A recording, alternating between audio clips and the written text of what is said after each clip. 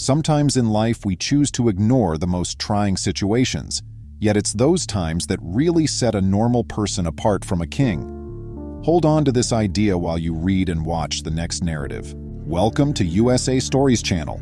Do not forget to subscribe and activate the bell button to receive all new updates.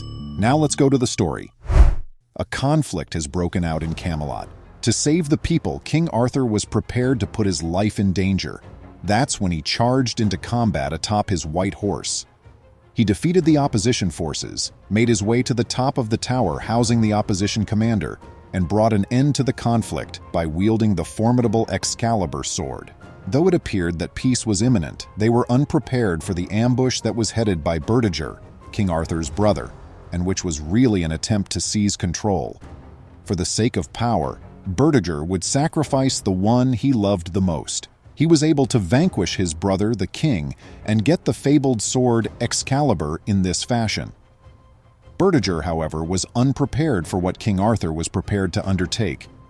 In order to ensure that only the real king could extract the sword in the future, King Arthur plunged the blade into his flesh, turning it into stone. After that, he submerged himself into the waves outside the castle. There came a little boat in London one day. There was a youngster within, covered in what appeared to be animal skins. A group of women approached the boat and found the infant stained with blood when they raised one of the skins. After cleaning him up, they departed. In the city of London, they resided in a brothel. Yes, the ladies who worked in that brothel and led easy lives reared this tiny child who had been found in a boat. In addition to providing him with the greatest care and education they could, they gave him the name Arturo when they were working as escorts. The fact that Arturo was a troublemaker as a youngster just made him feel worse. He noticed that he always got gold or silver coins in exchange for his favors.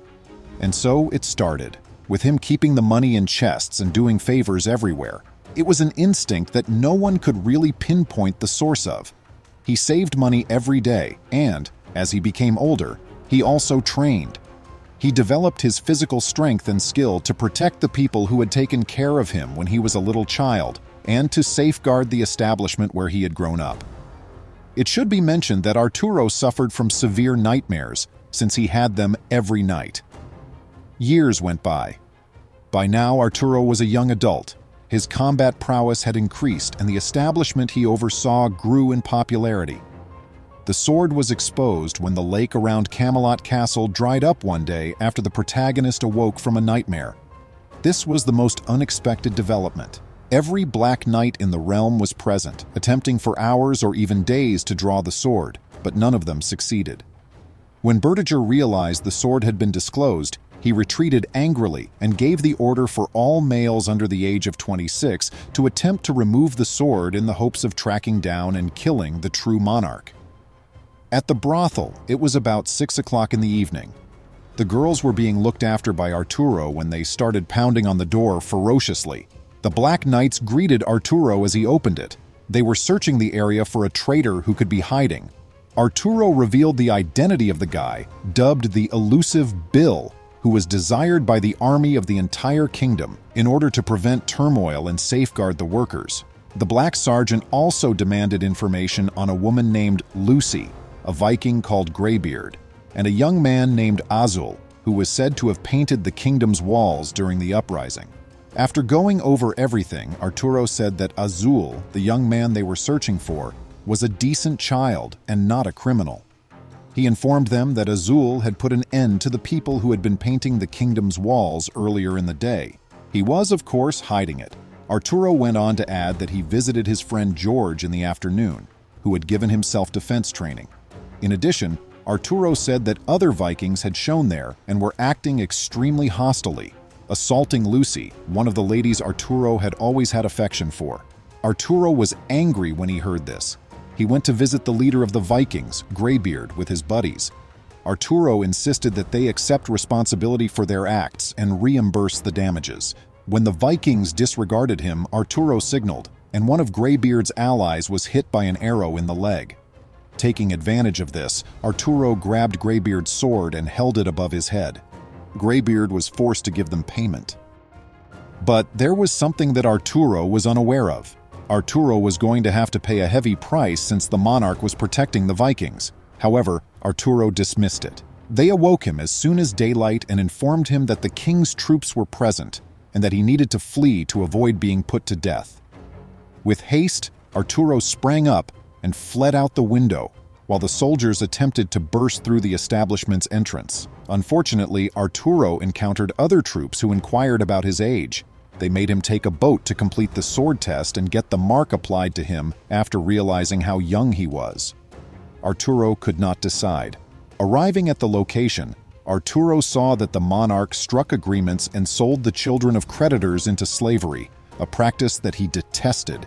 Enraged, he strode beyond the gathering to see if he could draw the sword and get them to brand him before allowing him to go.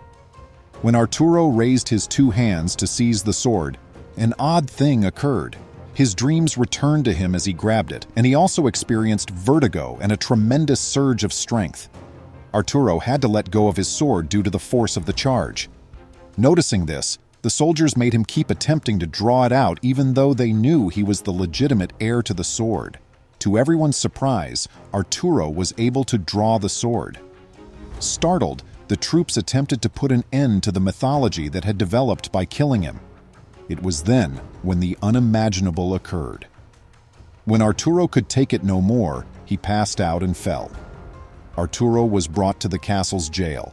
There, the monarch personally threatened him, saying that if he rebelled or said anything, all the ladies from the brothel and everyone he knew would also be put to death in front of him. There was nothing for Arturo to do but follow these instructions. King Bertiger got ready to show the world how strong and powerful he was. However, his true goal was to degrade Arturo by coercing him into complying, so that his supporters might be put to death. Bertiger murdered Lucy in front of Arturo, telling him that if he disobeyed, the other women would suffer the same fate. This was done to make sure Arturo would follow his commands. Arturo had no choice but to comply. King Bertiger brought Arturo in to humiliate him, as a way to show the people how powerful he was.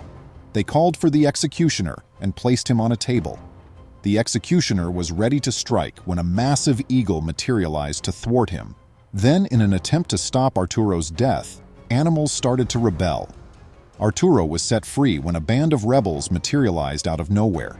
They battled their way through the throng of people and the troops, and in the end, they leaped into the sea from a hill to get away from the evil army that was hiding in Camelot Castle. They then made their way to the rebels' hiding place. The whole Dark Army set out to get Arturo, obliterating everything in their path, including half of London's population. Furious, Arturo came up with a scheme with the rebels to incite the monarch and entice him to London. To start, they sank the boats that transported the stone needed to construct the tower. They let free the slaves that King Bertiger had taken to other nations in order to profit financially from the young. Additionally, they set fire to one of the king's favorite castles, leaving the area burned after the brandy caught fire. Concurrently, the monarch conducted trade with the Vikings, providing them with 10,000 youths and an additional 5,000 annually to ensure a smooth maritime voyage. The Vikings agreed. The king made the decision to go to London at that point in order to put a stop to the revolt permanently. The king would travel to London to meet with the barons, according to information provided by a rebel source called Magi, who maintained constant communication with the monarch. Magi forewarned them that Bertiger's influence was increasing daily. In order to proceed to town and finally bring the king to an end, Arturo and the rebels started getting everything ready. They planned it all day, and in the end, they finished what they had started. It was finally the day they had been waiting for. At last, they were going to finish the full expedition.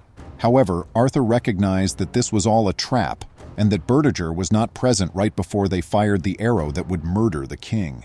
Nevertheless, the sirens went off as they released the arrow. They searched for a way out after realizing that everything had been a trap, and after losing a few guys, they were able to escape. Under that strain, Arthur was able to disclose the power of the legendary sword Excalibur. That's how they were able to get away at dusk. Regretfully, there were a lot of losses, and everyone was depressed. Arthur felt helpless when he learned that, in spite of his ability, he could not save his companions. Believing the sword to be cursed, he made an effort to get rid of it. However, the Lady of the Lake suddenly materialized, reminding him of the reason he needed to take on the role of new king and giving him the sword back. Upon arriving at their hiding area, the group saw a dark knight who advised Arthur to proceed to the castle by himself and without any weapons, as Azul and the magician were there to assist them greatly. Once more, Arthur was left with no options. In order to save the wizard, they carried the sword first. Arthur had to carry it the following day. He rode inside the castle, quite unconcerned because they had a strategy to escape that predicament. Besides, he valued Azul much more than anything else, regardless of the outcome. He was examined by the guards, who also shackled him with ropes and took him to the king. In order to trick King Bertiger into sticking the sword someplace, the magician had earlier caused a snake to enter the castle. If King Bertiger did this, he would be unable to wield the sword. That was not all, though. There was a noise coming from outside. The earth seemed to be trembling. The magician controlled an enormous snake that could eat a soldier in one bite. Because of this, Arthur was able to retrieve the sword and break free from the chains that had tied him. Bertiger managed to get away, and in his final effort to take over, he sacrificed all he held dear, just as he had in the past. He would sacrifice his only daughter, but just this once. He spilled her blood and took hold of the power he would need to try and beat Arthur. Arthur engaged Bertiger in fight and used the sword's power to vanquish all of his opponents and force their submission while Bertiger was getting everything ready. In the same location where Bertiger had murdered his father many years before, Arthur discovered him. Arthur proved to Bertiger that only the real monarch could free this magnificent country after an enraged conflict. Following his coronation, Arthur met with the Vikings and they insisted on adhering to the earlier deal, which comprised giving young people over in return for safe passage across their oceans. In response, Arthur vehemently refusing to back down in the face of the Vikings' determined efforts to persuade him otherwise. I appreciate you seeing. Please remember to subscribe to our channel, give us a thumbs up, and turn on the notification bell so you won't miss any of our videos. If you enjoyed the tale, the next video that plays on your screen will probably move you too.